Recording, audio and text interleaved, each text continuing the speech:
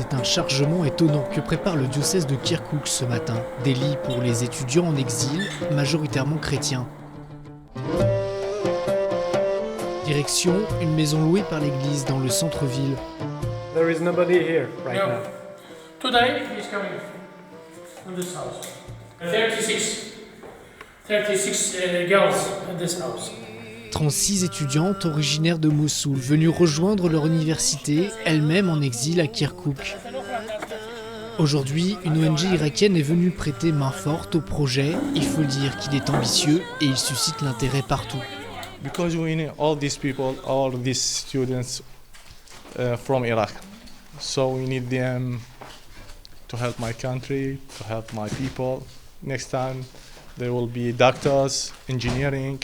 So you know that we should support them. Des maisons comme celle-ci, il y en a actuellement une douzaine, accueillant près de 400 étudiants venus d'Erbil ou de Dohuk. Salam et Siaman suivent ce programme depuis plusieurs semaines. Siaman est yézidi, mais il a été accepté dans la maison comme tous les autres. Exilé à Dohuk avec sa famille, il ne pouvait pas poursuivre ses études. ما يوجد يعني قسم مال كليتي مختص فقط بكركوك غير موجود بدهوك غير موجود بأربيل فقط موجود في الموقع البديل لجامعة الموصل في كركوك يعني أهلي مأجرين في دهوك يعني ما نقدر نجي على كركوك أبي معلم هناك ارتباطاتنا بدهوك أكثر من كركوك لهذا أنا اخترت أجي لوحدي. Last year was a very difficult situation to studying because we lost everything. We don't have financial support to studying there. So just we didn't know anything what we will do for next steps. So we took that last year. We missed last year for the studying. But this year the church give us an opportunity to come to Kirkuk and they are right now supporting us for renting house for.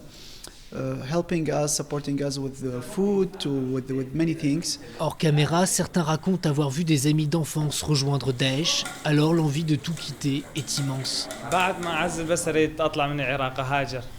Because no future in Iraq, kills, قتل, إرهاب, no future.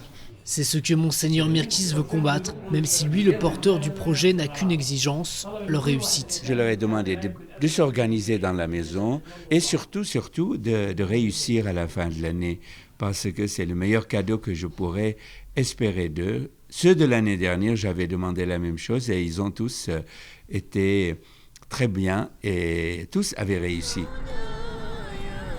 Nous suivons l'évêque de Kirkouk, cette fois dans une maison de filles. Et c'est le même récit qui revient. I'm from Bashik, ISIS in Bashik right now.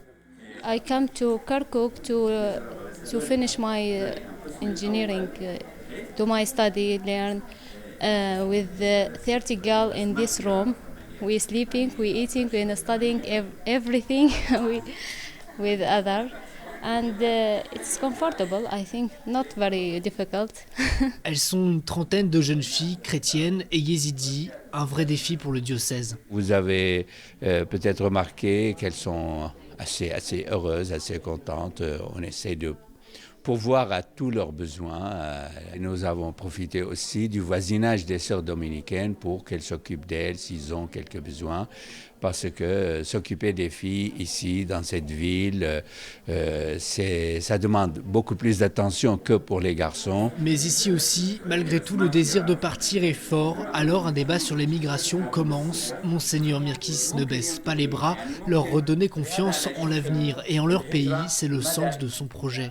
Disons, l'effort qu'on déploie en émigrant est beaucoup plus grand que l'effort qu'on déploie en restant dans le pays et essayant de reconstruire. Puis tous les pays ont connu des malheurs.